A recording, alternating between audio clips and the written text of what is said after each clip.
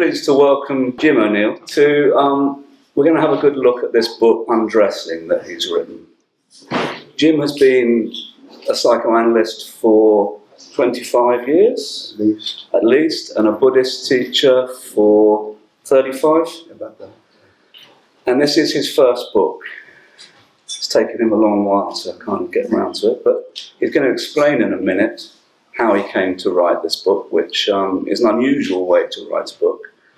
And what we hope to achieve today is to have a think about some of the quite controversial ideas in this book, have a think about what happens in psychoanalysis therapy, what an unusual book it actually is, really, I think.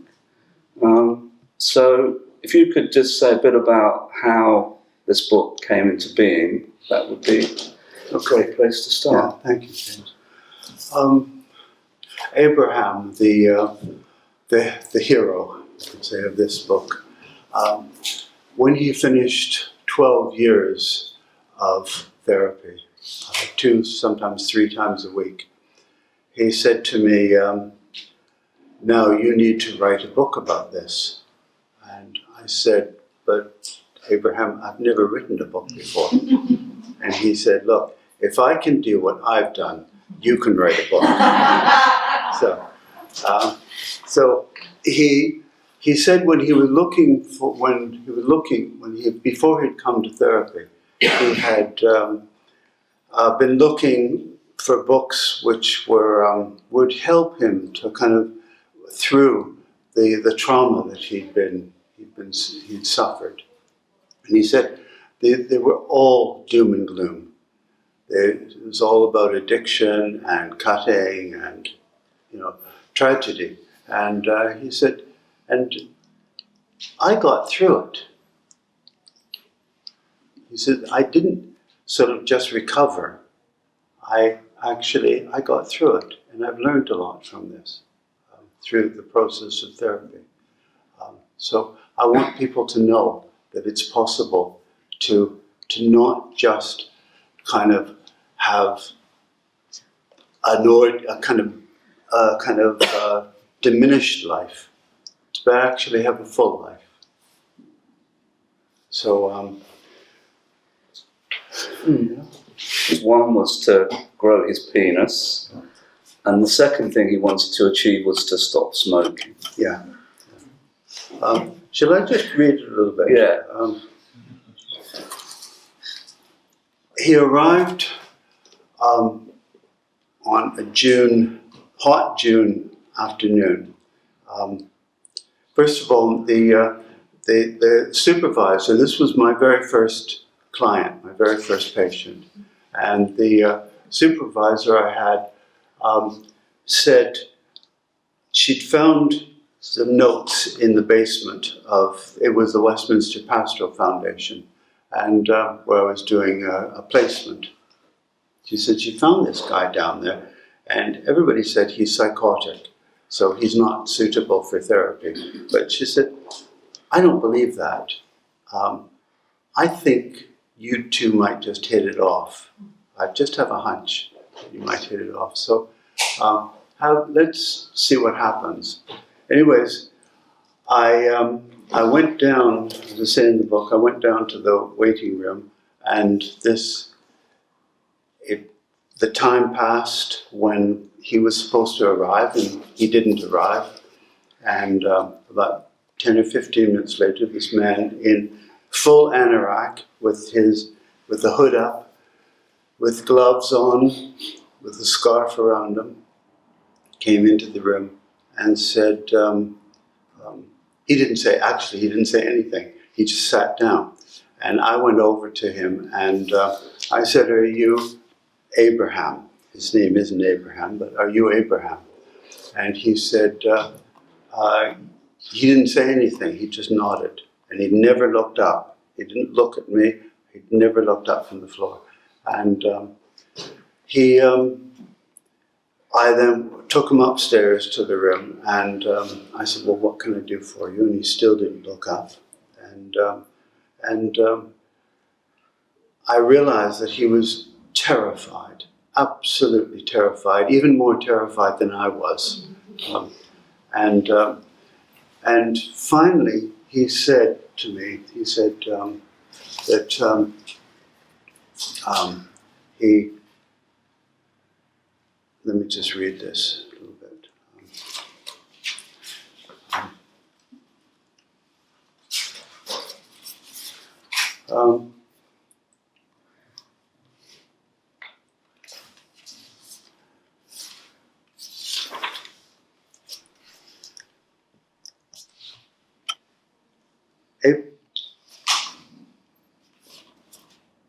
After 15 minutes of sitting together, he raised his gaze for a brief moment, met my eyes fleetingly, and looked down again. Then he looked up for a second, giving me a slightly longer glance. When he looked up a third time, I caught his eye and said, "Hello there." He said, "Hi." That was it. Until the end of the session, when I again asked him how he was doing. He said he was okay. Then after yet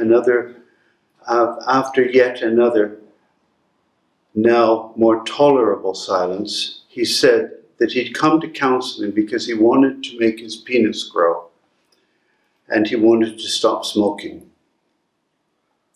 I asked him if he thought he might be able to talk to me about these things. He answered, "Yes, I think I can talk to you because you're a family man and a Christian." The time was now up, and as he stood up to leave, he said, "I'll see you next week, same time."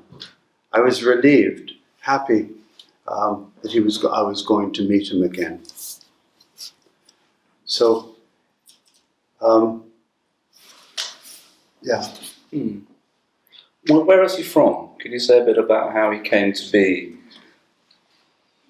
in the grounds of this convent where you were starting your first sort of counselling practice? I think he's African Christian from a very ancient Christian sect in Eastern Africa, I think he felt at home in a sort of Christian setting. He felt he wouldn't really have to talk about sex very much. I think he was very worried about that. He was particularly worried that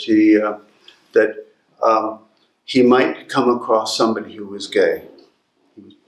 He was particularly worried about that.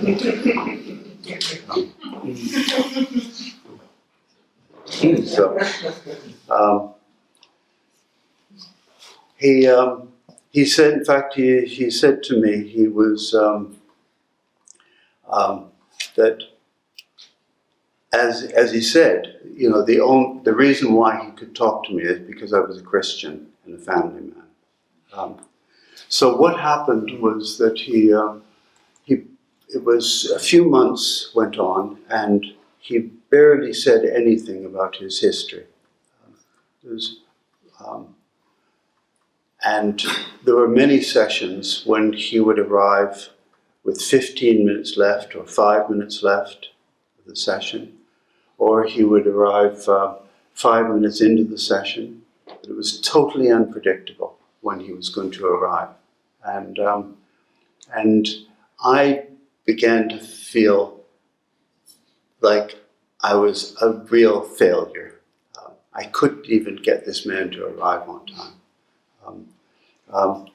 But eventually he realized that it was a safe enough situation that he could begin to tell me his story. And what he told me was that from the age of 4, he'd been sexually abused by a watchman who was supposed to be looking after the family.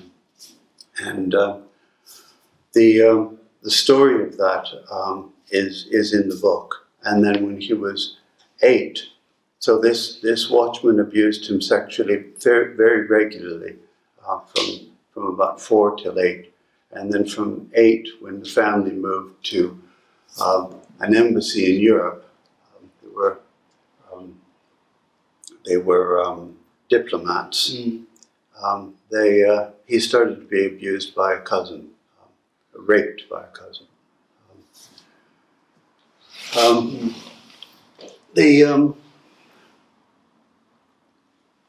He was here on his own with his sister, wasn't He was here on his own with his sister. But Dad was around, but Dad didn't seem to have Dad anything. was very... Dad was traumatised by the Civil War by the whole events. By the war. And Mum was sort of lost back in Somalia? Ethiopia. Well, Ethiopia. Yeah. What I'd like to say is that after he told me about these events, he became silent again, and there was no response. And we'd have these sessions, and he'd tell me about the mundane things of his life, and I started to feel that it's not going anywhere. I felt bored and very kind of cut off, and very earnest as a young therapist, and I felt like I was a failure, really. And I'd just like to read this a little bit. It's about what happened to me around that time. We were both trying hard, too hard. I to understand and help him, and he to navigate his way in therapy through a new and one-sided relationship with a stranger. He later told me that my good intentions, my feeling sorry for him, got in the way.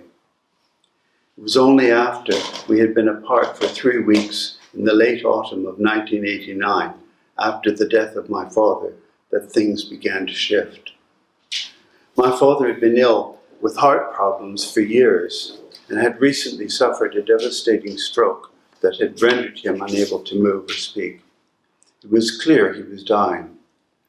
I flew to Toronto and found him alone in the hospital, and found myself alone in the hospital room with him. There too, I felt locked in and inadequate. I found I was unable to feel, communicate, or comfort him in any way, even to hold his hand or tell him how much I loved him. In the face of his dying, I froze. I felt cold, distant, and frightened. I sat beside his deathbed, waiting for any opportunity to escape. As father and son, we'd not always had an easy time of it. I had adored him when I was a child. He was a gentle, affectionate, and imaginative father. But as I entered adulthood, he found me perplexing, my opinions and lifestyle confusing and disappointing. What he gleaned of my sexuality disturbed him. I forced myself to turn away from him while still aware and pained by my need and love for him. Partly in reaction to this seeming rejection, I left Canada and moved to the UK, a place where I knew no one, and importantly, no one knew me, where I could come out as gay. It was only after that experience of being with my father and coming back and suffering a really intense depression and entering the room with Abraham that he started to talk to me and I started to be able to open up. And what's so interesting, I find that there are times when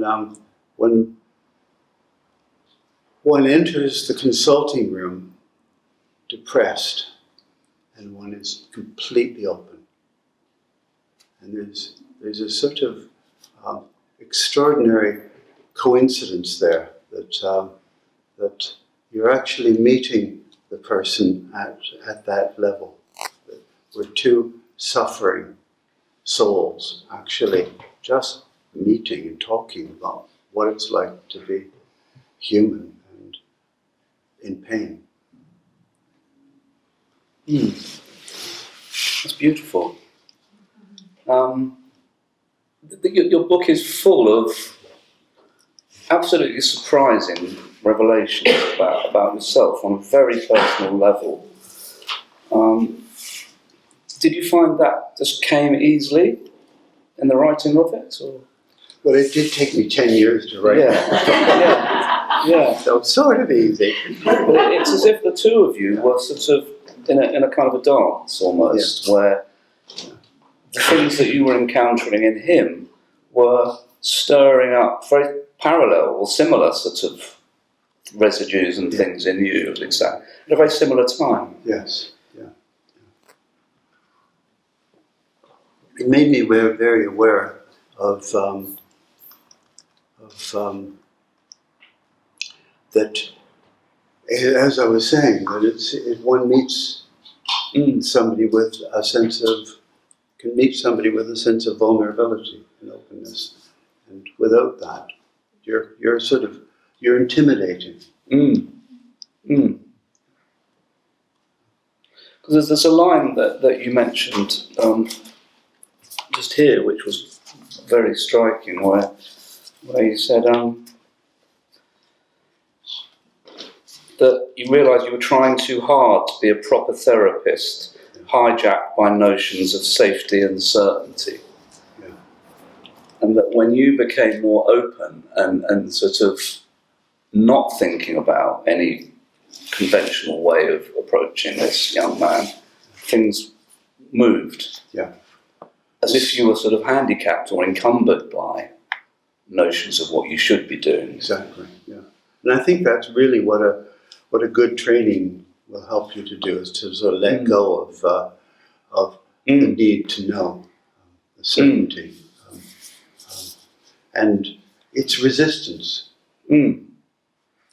That's all it is. It's just resistance. Do you think there was anything in what you'd learned on courses that helped much? Not really.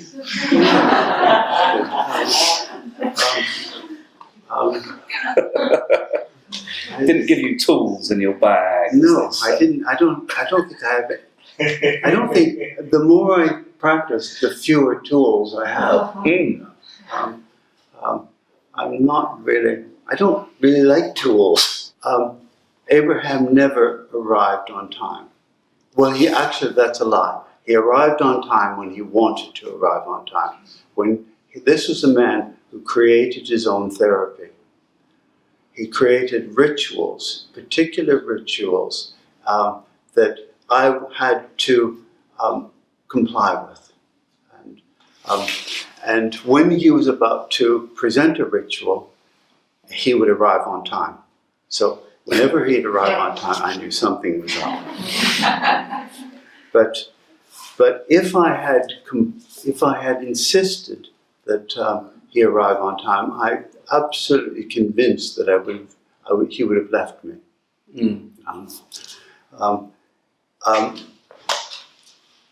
It left me feeling rather bewildered and impotent, but that's probably the best way to enter the therapy room as a therapist.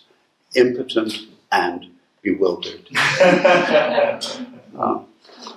Because you don't know what people, we don't know other people. We only know what we know of ourselves. I'm going to this is going to be slightly different, because I'm going to talk more in this one. I'm going to talk a little bit more about myself, if that's all right. When his lack of compliance to the rules of therapy actually threw me back on thinking about my lack of compliance in my life. I had been schooled actually in non-compliance. By the age of 9, this refusal had resulted in my having failed 3 years of primary school. In those days, each failure meant being held back an entire year, so that at 9 years old, I was sitting in a class with children of 7. I was left effectively illiterate, unable to read or write until I approached puberty. My fear and silence were routinely mistaken for stupidity or insolence. I was always the oldest, biggest, and dumbest kid in the class. One year, My only competitor for this honor, and my ally, was an immigrant boy whose family had just arrived from Italy, who was able to speak only basic English. We were seated together at the back of the class, so as not to get in the way of the brighter, more articulate children. What I needed was gentleness, kindness, kindly interest, and a great deal of one-to-one attention and encouragement. But those were very vastly different times, so instead I was punished. Beatings, face slaps, put-downs, ritual public humiliations, an array of imaginatively bizarre tortures were commonplace in Catholic schools at that time. One particularly sadistic punishment, one more recently used in Guantanamo Bay, had the child kneeling on the floor, hands behind his back, leaning into a wall, his forehead and neck forced to suffer the weight of his body. I developed severe migraines. The nuns were the worst culprits, and they were in charge. Even then, I was aware that the non-religious teachers were also intimidated by the nuns' severity, as were my parents. No one protested. As in Ireland, where many of them came from, the priests and nuns exercised the right to enter the family home and ensure Catholic teachings were being followed. In my case, they reported back about willful disobedience at school to my parents, who were made to feel ashamed of my behavior. The church exerted great influence. And you kicked back, didn't you? I did rather kick back. You got that. So. Shall I read that? Yeah. Okay. Dumb Kid's Revenge. Okay. Just bear with me while I find it.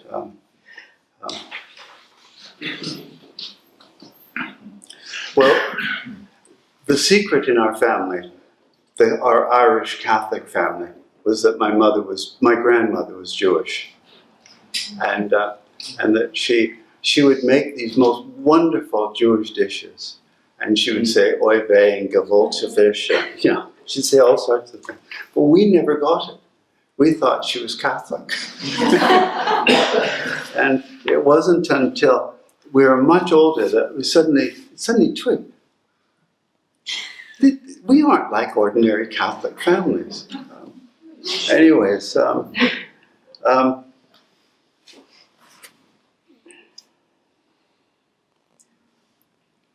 okay. Meanwhile, this was in secondary school. Meanwhile, I continued to fail or attain the barest possible passes at tests in school. And it was taking a heavy toll on me, both physically and emotionally. Then, quite unexpectedly, when I was 16, I cracked.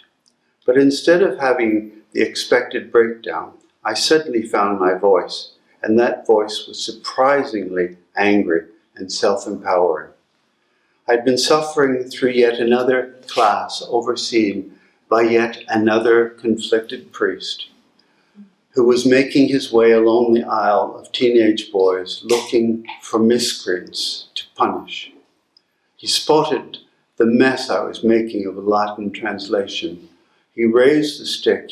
His eyes seemed to sparkle with pleasurable anticipation of the hurt and shame he was about to inflict. This particular time, however, something primitive and uncomplicated erupted within me, disgust. Only this time, not for myself, but for him. In that instant, I'd had enough. Grabbing the cane from his hand, I hurled it out an open window and walked away from that school, and as I hoped, from the Catholic Church forever. If only it were that easy. Good for you. And he went to a Protestant school. I did, well, that's what they called the ordinary. Yeah, the ordinary school, where they got you reading John Donne and Auden and English poetry about sex and love. Absolutely. And you were going, whoa, this is better. They got us to write It's our more like great it. seduction poetry. Which What did the was teacher just- say? That the Catholics didn't manage to teach you very yeah, much. she said, you're going to have to work very hard because those Catholics, they didn't teach you anything. Yeah, so it was fear that was traumatizing you. Yeah. Mm. Um, Which is very like Abraham, isn't it? That his abusers always said something to him, like as a mantra, or words That's right. after they'd abused him. And I think there's three main things. I'll just read them yeah, out. shall I? please. Yeah. The first one said, "If you tell, your penis will never ever grow." And the second abuser said to him, "If you tell, you will never ever kiss a girl." And then there was also the time when he was supposed to be circumcised and wasn't. Yeah. And his dad tried to bully him into being circumcised, and his dad said, "If you don't get circumcised, you will never be a proper man. You will always be undesirable to women." Yeah. So these kind of words from older men were very sort of reverberated in a very traumatic way in this poor lad. Yeah, that's right. And it was the circumcision which was the first of his rituals. He arrived one day unexpectedly on time and announced that he needed to be circumcised. I'll just read this bit. In our sessions at that time, Abraham asked me if I thought he should go ahead with the surgery. The operation was expensive and painful for a grown man, but was it necessary? What would I do in his place? It was the first time he'd asked for my advice. I responded by saying that maybe this question was more about making his own decisions, but that I'd try to help him decide. Just jump on here. Over the next few weeks, the themes of ritual and circumcision were the main focus of the session. He wanted to mark his body, as with a tattoo, to mark it as his, to remind himself that despite all that had been taken from him, and irrespective of his thoughts and memories, it was his body. And that really is the whole focus of the therapy. It's like it's a man actually reclaiming his body. Mm. So he needed to become a man somehow, and he felt incredibly stuck in how he was, stuck with abuse. Yeah. But whenever he looked in the mirror and saw his own body, he could only think about the abuse. He couldn't see himself other than that. Yeah. Let me just explain that the next ritual he announced, he said he needed to get a flat of his own, place of his own. And he said, I need to get it in order to be able to undress. This is a man who had never seen his adult body. He had never undressed and looked at himself. Bathing, he'd always wear something. So he wanted to begin to get to undress. And so we spent a year talking about, once he'd secured a room, a bedsit, we spent a year furnishing it, talking about where the bed would go, what pictures should be on the wall, the entry phone, and so on. And I can tell you there were times when it felt like I had ceased being a therapist and was somehow an interior decorator. And suddenly I'd be fascinated by the colors that he wanted to paint the wall. And we'd have long discussions about, he probably guessed I was gay by then. Because he caught me. But we did spend a whole year, and he never once stayed there. He would just go and visit it. And then finally, he moved in. And the very last thing he put up was a full-length mirror in a wardrobe, so that he could open the wardrobe and look at himself. And he began to practice undressing. And that's the sort of the focal point of the book, isn't it? It also converges on that, really, where he wants you to watch him undress and notice him and see his male body.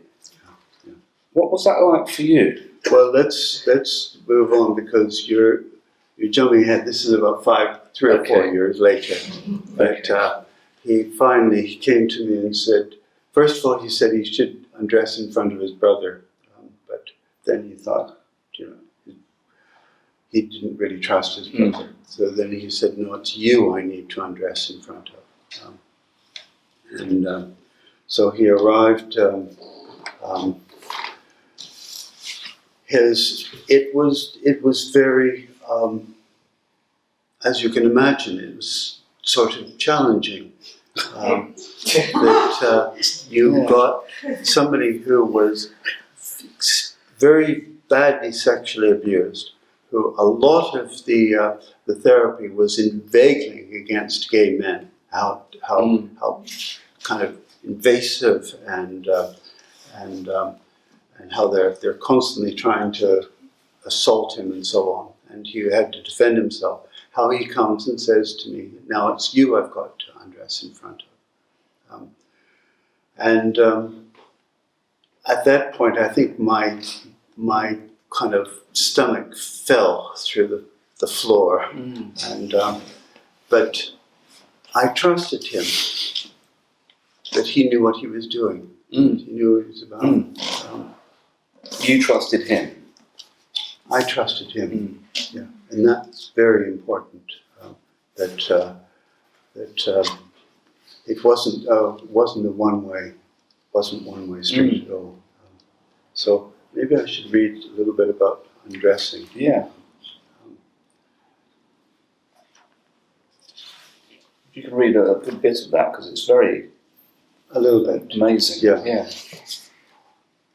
This is the day he arrived and had just announced that it was the day he was going to undress. It's a very cold day. He removes his old green anorak and puts it on the couch. He takes off his pullover, folds it, and with some tenderness, carefully lays it next to his anorak.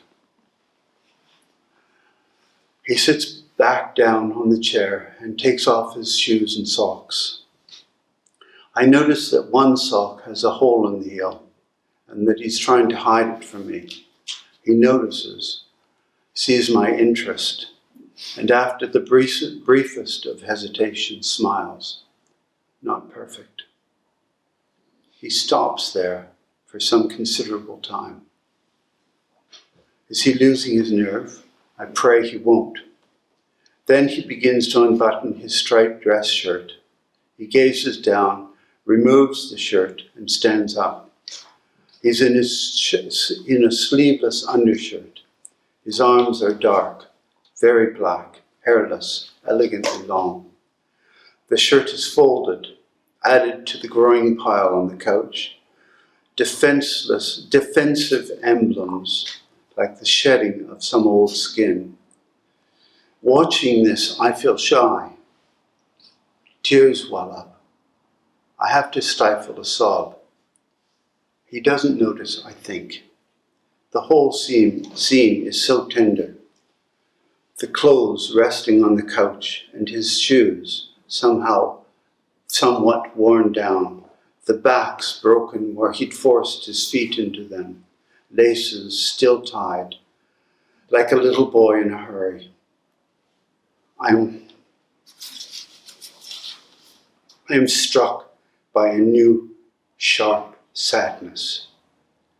The left behind clothes, somehow especially those shoes, hold a kind of grief. He stops, looks at me. I hold his gaze. The moment expands. Time holds. there is a recognition, new to both of us, of an awareness that each of us is totally alone, vulnerable, uncertain, frightened, and yet together, engaged in something extraordinarily good, right, and brave.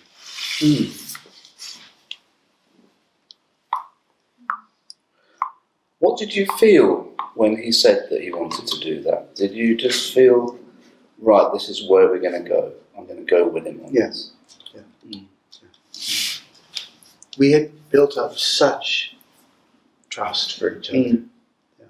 And actually such love for each other. That, and we had moved from the Catholics convent first, and then we moved to a place on Clapham High Street, which was a sort of therapy centre, but mainly the rooms were for osteopathy and physiotherapy. So we had to move the bench, the table out of the way and sit. And then finally we moved to my house, where he had to accommodate the fact that I had a border collie there, and also had my partner there, and he could see that I had a life. But you were still a Christian family man. I think he was doubting that. Did you have any idea where this might end up? Did he ask to undress again ever, or was it just a once? No, that was my. There was some alarm that he would have every session. The session where he undressed and took his clothes off and sat down in the chair was completely mundane. It was like he told me about what happened at work that day. And then at the end of the session, he got dressed again and left. And I said, the next session he walked in and said, I don't think I need to do this again. And there was a certain relief in that. I don't know why there was a relief. I guess what you were sort of disrupting, whether you knew it at the time or not, was his traumatised, sexualised trap that he was in, where whenever he saw his own body, he was reminded of the abuse that he'd been through, and there was nothing other than that. There was no other place to go to other than that. So each time he got undressed, he would become disgusted, and then eventually somehow sexually aroused by it in a way. So it must have been quite a precarious path to tread. It really, really was, because, as you say, every time he would undress in front of the mirror in his room, he would engage in he would be caught. He wasn't alone. He never felt he was alone there. He was met by the two abusers in the room, and he would become aroused by that and masturbate and become and then feel the most horrible devastation that this had happened again.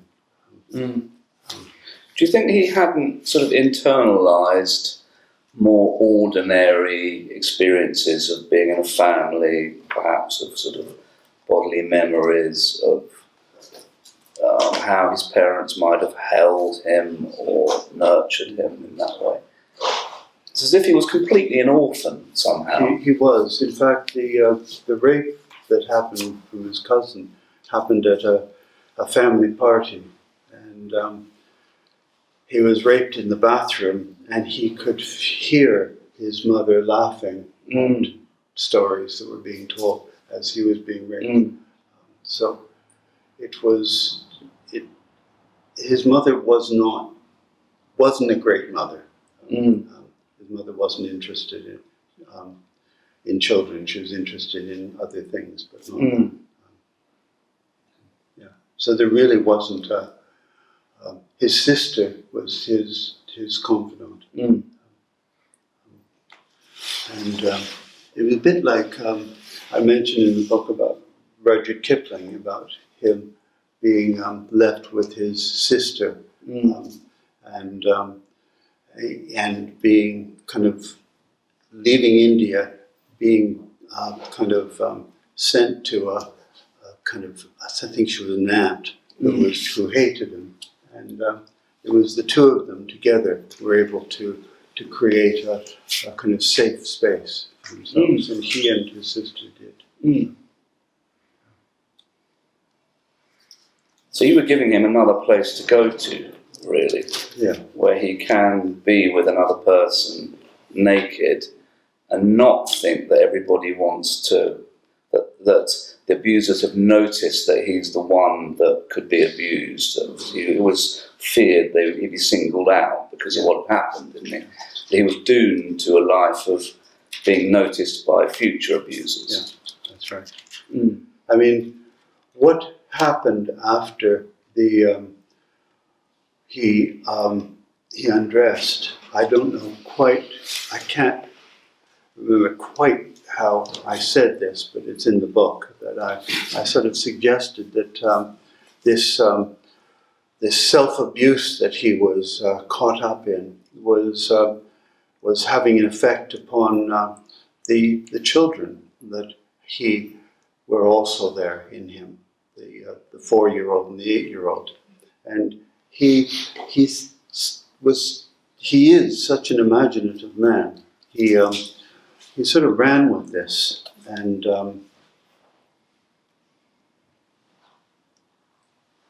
he enters the room one night after I'd spoken about these about the children. He was undressing in front of the mirror, and he suddenly heard a kind of cry in the corner. And it was again, the room was very dark, he told me. And he said, I saw them there, these children, the 3 of them. The 3 of them were the 4-year-old, the 8-year-old, and the teenager. And he came and told me that these children, he came and said, I've seen them. The room was really dark. I had just started to undress when I heard a child's cry. When I investigated, there were 3 of them huddled together, and all of them looked terrified. I know what you're thinking, he says to me. You think I've gone completely crazy, but that's not it. I need strong images to visualize in order to make things real. And they are real to me, at least they're beginning to be. I need them back. I'd lost them. They were stolen from me by the men who abused me. I want them back, and they need me. That's what you told me, and now they've made contact with me. The first boy he meets was the one he said, he came one time and he said, I'm having difficulty getting close to the teenager. And he said, I look at parents and I think with teenage children, he says, they're having a lot of difficulty. And he said, I'm having difficulty with my teenager. And he said,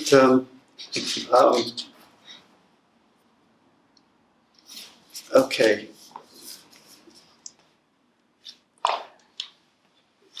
Yes, he says, this boy is always listless. He doesn't feel safe with you or with me. He's the one who's always late. It was hard getting him here today. He's still raw. He hates his body. When I look at him, I feel ashamed of myself. I've been so angry with him. I've hated him. But I have learned enough here not to hit him or attack myself. I realize now that he's very frightened of my anger, my impatience. And that's why, up to now, I've always kept him away. I felt a lot of anger with him, shame and frustration. So he brings this boy to therapy, and we talk about him. Did that start bringing up your teenage certainly did. That's what seems to happen here, isn't it?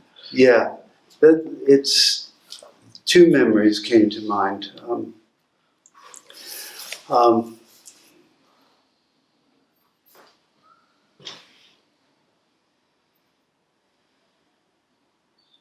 Well, the one that I probably talk about is the one that when I was a school teacher, before I became a therapist, I had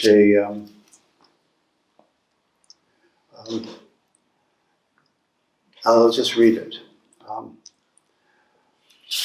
In the long silence that followed this confession that I just read out, I find myself overwhelmed by two memories from school. Not the terrible Catholic schools I attended as a child, but the one I taught at for 8 years, just south of London. For a long time, these memories have been both a source of deep shame for me. The first is an occasion when, just after school had been let out for the day, I was trying to finish up some marking, and a lad of about 15 came into the room. He looked frightened and told me that a gang of boys were waiting outside the school gates. He knew they were going to attack him. He'd come to me for help, but I was completely at a loss as to what to do. I suggested he just wait in the room, hoping they'd get bored and move on. He sat down, but after a few minutes he told me he thought he'd go. I asked him if he was sure, and he said that he might as well take his punishment now, that they'd eventually get him. To my everlasting shame, I simply let him go. A quarter of an hour later, he was back, and he'd been badly hurt. I called his parents to come and pick him up, and once again, he was waiting in my classroom, but now he was silent, and there was no denying what had taken place between us. I had betrayed him. These many years later, I'm still haunted by the look in his eyes, my cowardice at not confronting the boys myself, but letting him go out there alone was shameful. It's a very brave thing to write. Well, it's what came up at that moment when I realized that, what it's like to be a teenager and even to be a teacher and be a teenager too, and be scared. So you often speak as if there's a real kind of courage or bravery in doing therapy properly. Is that the right way to describe it? It's absolutely spot on, James. Yeah. I think it's probably one of the most courageous professions, because if it's done well, I think you have to. Well, first of all, as you know perfectly well, you have to get out of the way, but also you have to go where people take you. And sometimes it's to a place which is totally awful, and where sometimes you just don't want to go there. You got up in the morning and you felt good, and then somebody takes you to hell. So, but I think it develops also a sort of courage. There was a point when you said you'd realised that, and you'd realised that there were people whose work you'd read for years. You mentioned quite a few of them. The list of psychoanalysts who you could now see had been brave enough to kind of go there, to kind of stick their necks out that much. Yeah. Which it exposes, doesn't it? You're very exposed. Absolutely. Should we have some questions? Yeah. I'd just like to ask you one more thing, though, which is about Buddhism saturates this whole thing. I'd like you just to say a bit about that, if you could. Can you say a bit about when you heard that chappie talking? Oh, the chappie talking. Right. Yeah. All right. And a bit about how that underpins what you, Okay. how you work. Okay. And then you're free. Okay. Thank you.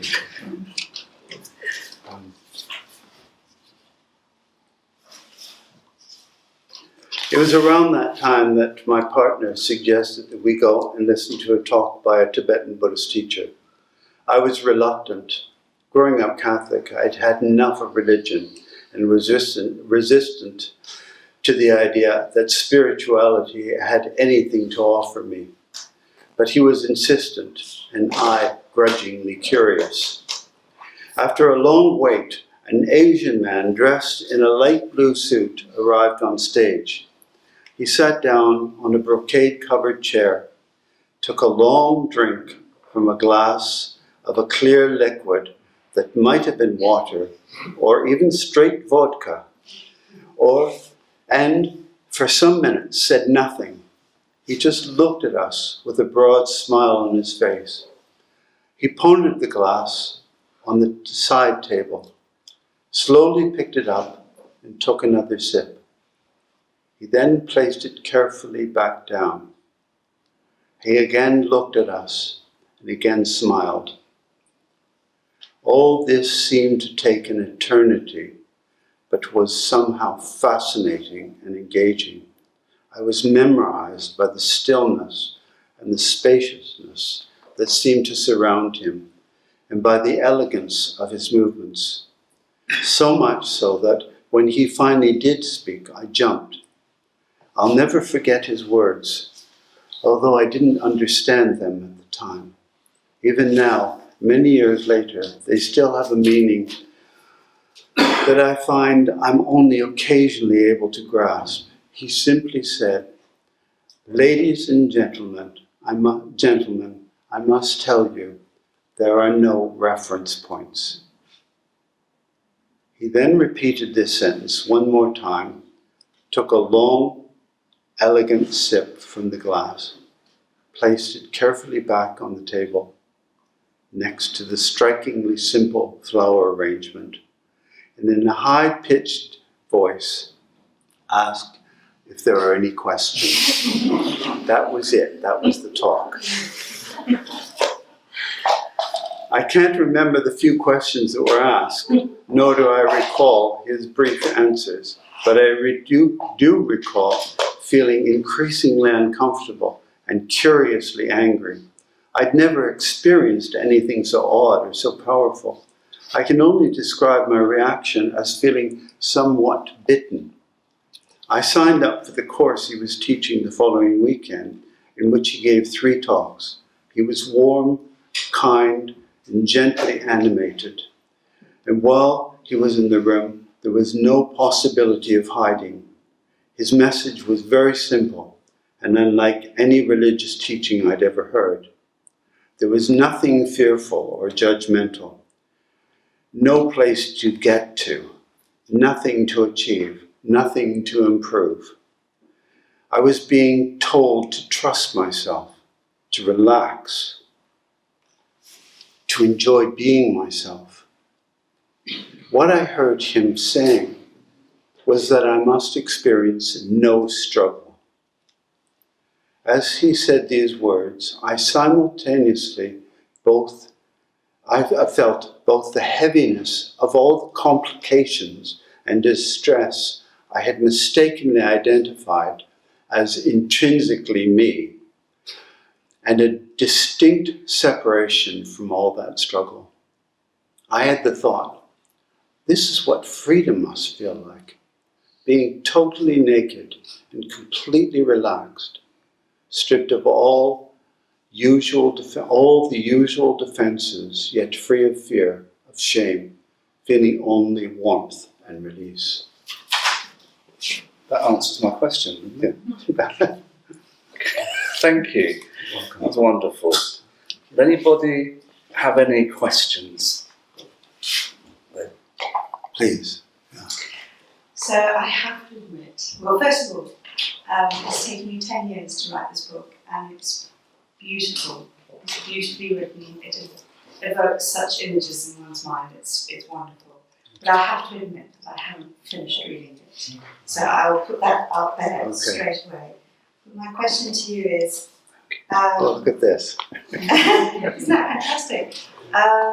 Is that he came in and one of the first things he said to you was, "You are a Christian family man," which was his needs, obviously at the time, to trust. And I just wonder if you hadn't been a gay man, whether he would have been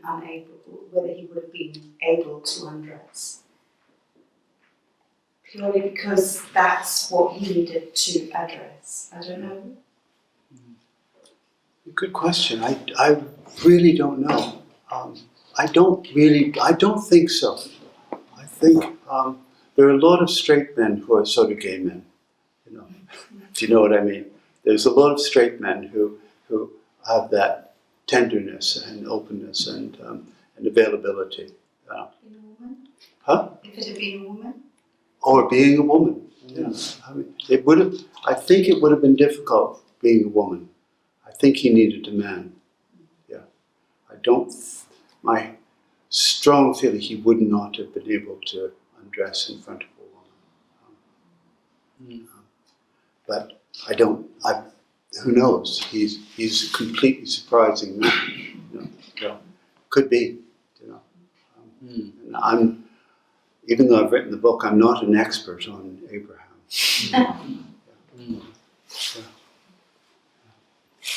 Thank you.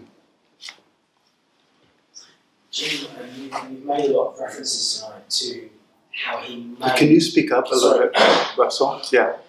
You've made a lot of references tonight to how he may or may not have known something about your sexuality. Yeah. And I wonder, did it ever get to words in the therapy?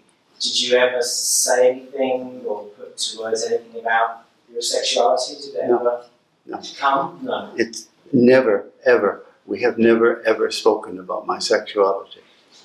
He's read the book, though. Okay.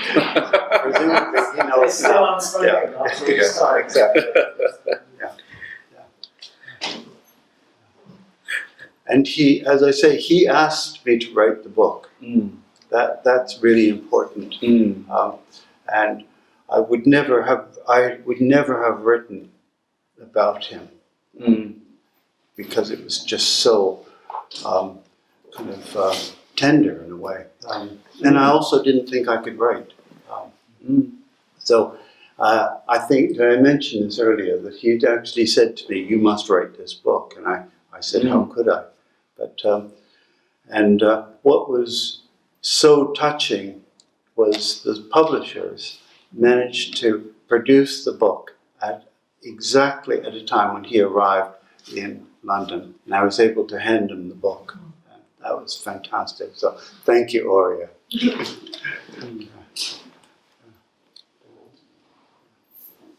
Yes. There is a point in the book where you're taking a leave of 3 months. Could you be a bit louder? Yes. I remember I read the book when it came out some time ago, so I seem to remember that there is a point where you say that you have to take a leave. You take a leave of 3 months. Yes. But you send him a postcard every day. Can you talk a bit more? And it's about holding the person in mind. And can you talk a bit about that? Yes. I followed this Buddhist connection, and it led me to do a 3-month retreat in the mountains in Colorado. It was wonderful, very challenging, but it was also very difficult to leave Abraham, and for that length of time, and he was quite anxious about it. So I told him that I would write him a postcard every week, and I did. And when we finally met up after 3 months away, he said that the postcards had really helped him, but he got to a point where he forgot to remember that he was going to get a postcard. And we started a conversation about about loneliness and being alone, and the capacity to be alone, which is one of Winnicott's most important notions. But it actually, in some ways, proved to be a really important milestone in our work together. That I was able to leave and come back, and in the coming back, he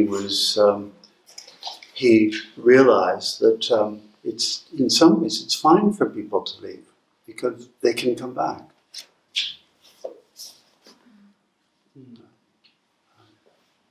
It's fine to miss people. There's a lot in psychoanalytic theory about the mirror stage and all of that kind of thing. And it's obviously very important for him to have the mirror. He kind of knew that. But you mentioned also how a mirror stage kind of therapy in Buddhism helped you. Yeah. That was something that you were encouraged to do. Could you just say a bit about that?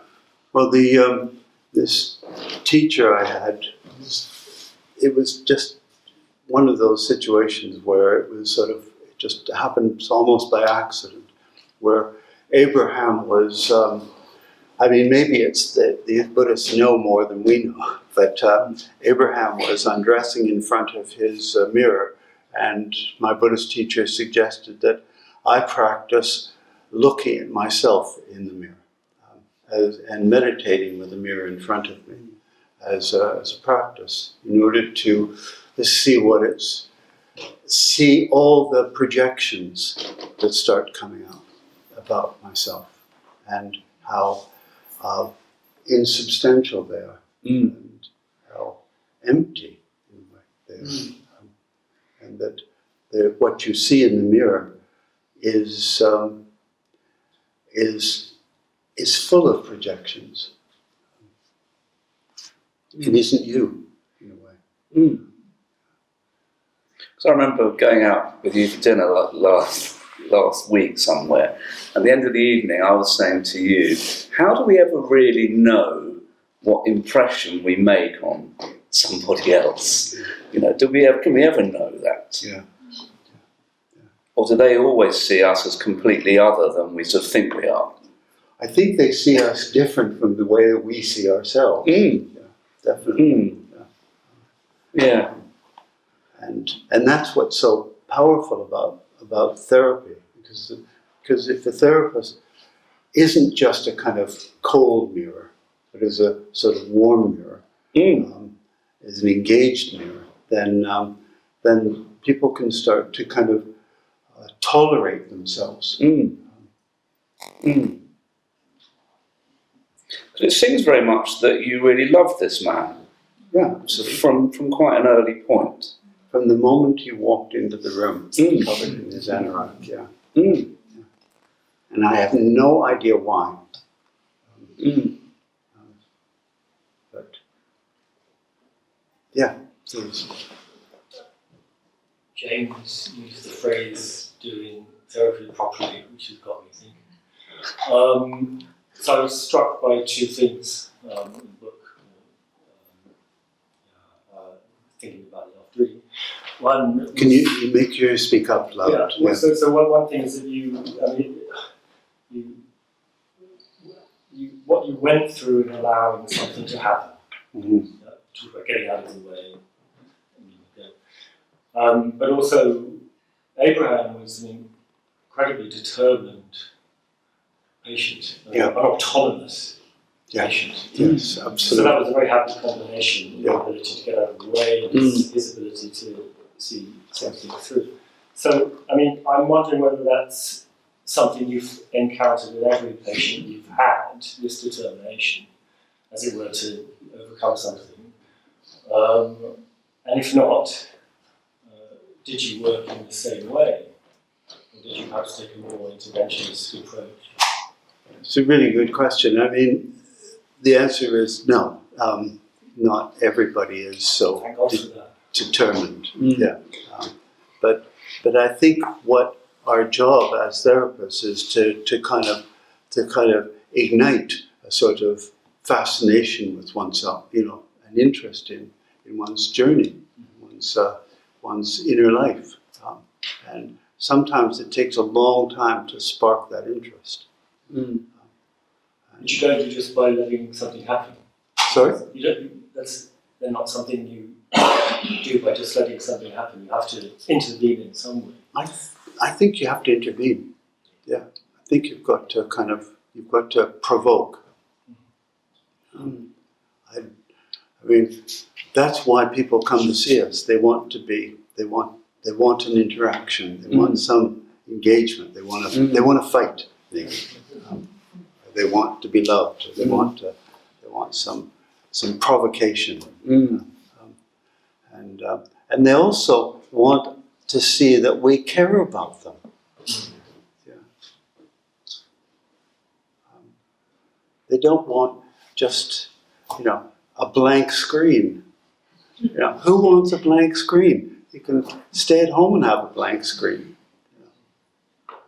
Yeah, Sarah. How did you choose his name? How did I choose his name? I really don't know, but I love the name Abraham.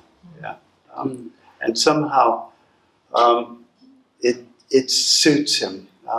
So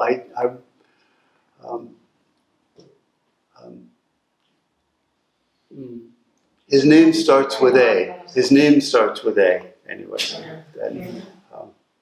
and it means in Amharic it means miracle. His name. His real name means miracle. So he was very fortunate to have found you. Well, we were fortunate to find each other. And yeah, exactly. His supervisor, Agnes. In fact, it was so interesting because since the book's been published, I've had quite a few letters and emails from people, quite a lot. And one man wrote me and said, Agnes was a really good friend of my wife's, and it's so nice to hear about her. And she's died, but she's written her memoir. From moments of doing good, sort of years ago. Yeah. Because he could have ended up like a lot of black men, not included in the list. Exactly. He could have ended up in prison or in the Maudsley. Homeless. Very easily. Very easily. Because when he first arrived, he really did look mad. He looked psychotic. And not speaking name, rank and number and stuff makes you look like you're That's right. played the game. But I had very good supervisors. Really hugely helps. Yes, please. I'm interested in saying a bit more about the process of writing. As somebody, you didn't think of yourself as a writer, it wasn't something you thought about doing. You were invited by him, and I guess that's a provocation in itself. But just what that, just to say a bit about that process, really. Thank you. Yeah. Part of it as well. I'm interested in your thoughts about that. Yeah. You're saying so much about yourself, which is very unusual, isn't it?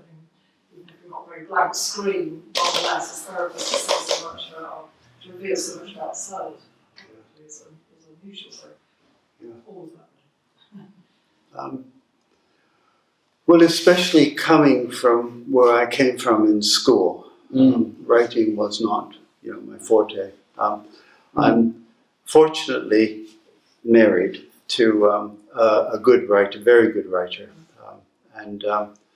but I left it to him. He's the writer, and I'm the therapist, and so it was a bit of a challenge. It was a bit of a provocation to suddenly start writing, but he was extraordinarily helpful. I think he's read, he told me one time, I'm not reading another version of it. I'm so sick of it, but I'll read one more. He finally did. But I did 2 Arvon courses. Arvon is a fabulous writing. You go for writing retreats, and one was on John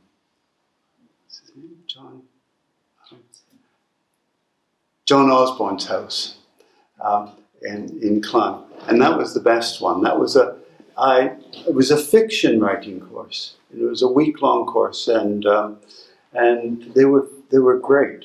And I met some couple of women there who became part of my writing group, and we met about once a month, and it was hugely helpful to read each other's work and to kind of. I don't think you can write on your own. I think you need other people, and if it's a bit like therapy, you can't do that on your own. You know? You need other people. So it was wonderful having these. Actually, it's sort of undressing writing, because you're showing somebody the mistakes and the kind of misspelled words and so on, and the lack of connection, and gradually, with the help of other people, you can sort of piece it together and make a narrative. And it's sort of magical. It is. I found it completely magical. Yes, I am.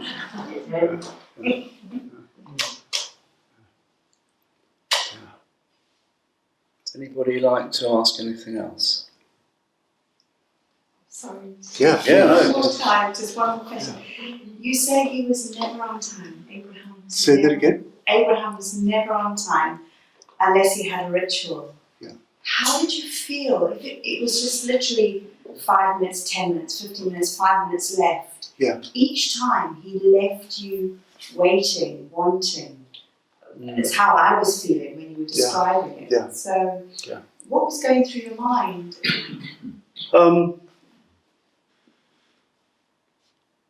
A lot of different things, but I mean, I had to get over the feeling that I was failing. Actually, I don't think I ever got over that feeling that I was failing. I was thinking just then of is it Stephen? Where are you? Beckett. Thank you, Beckett, who said fail, fail, fail again. You know, it's like We were talking earlier, weren't we, about counselling trainings, Yeah. and about how much of it is persecutory and to do with punishing. absolutely. If you're going to be a good therapist, your people should turn up on time. Yeah. Otherwise, you're not doing the job. You're some kind of twat. Yeah. Doesn't know what they're doing. You know, you're Go ahead. an idiot. Him controlling his time. He had so much control taken away from him Exactly. that he was Absolutely. Yeah. He needed to be in charge. Yeah. And I'm sorry if you said this, but when he arrived to undress, was he on time? Absolutely spot on time. And when he went for the circumcision, when he wanted to tell me about that, and the day he was circumcised, he arrived that day, a couple of hours after the operation, on time. It's like, this is what I need to tell you. And that's what's so brilliant about, if the best therapy is run by the client or the patient. And we're just handmaidens, Sorry, Margaret Atwood.